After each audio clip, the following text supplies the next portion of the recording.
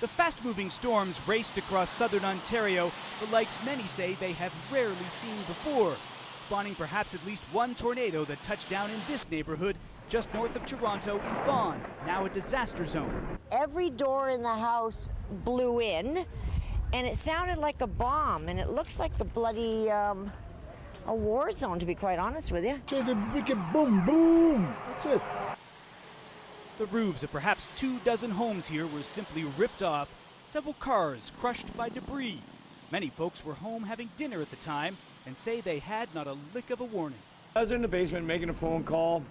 All of a sudden, all the doors blew open, and we heard a big bang, and I said to my buddy, I got to call him back. It's a first for me in my 29 years in the fire service to see something of this magnitude in this area. We stood on the side of the highway as we watched what appeared to be a tornado form. Some Torontonians simply watched in utter amazement. The storm associated with intense lightning and sending people scrambling to their basement for cover. Things were flying around. It was very scary. You see these kind of things on your HD television, you know, on the movie Twister, but it was real. There were also reports of damage coming in from the small town of Durham, several hours' drive to the northwest. People said trailers were smashed and several buildings were also damaged. I saw the whole roof had caved in. And when I went further in, somebody's yelling, help me, help me. And I went in there and I saw a young boy that was around anywhere from 13 to 15.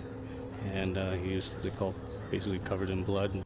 Tornado warnings going up all around what is known as cottage country. The sudden severe weather thought to be the result of sweltering temperatures in recent days.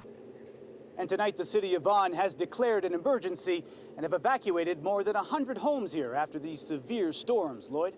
And John, you had the experience this afternoon of driving up there in the middle of all of this. What was it like?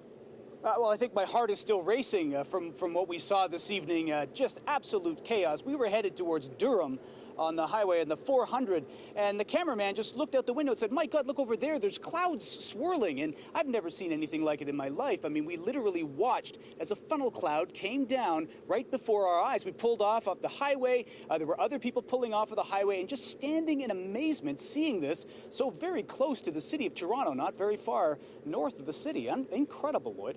Contrasting feelings because terrifying, but exciting to watch at the same time. So what's the reaction tonight of the people in the area around you? Well, tonight they just continue to walk around in a daze. I mean, they're looking at this damage in these neighborhoods here in Vaughan.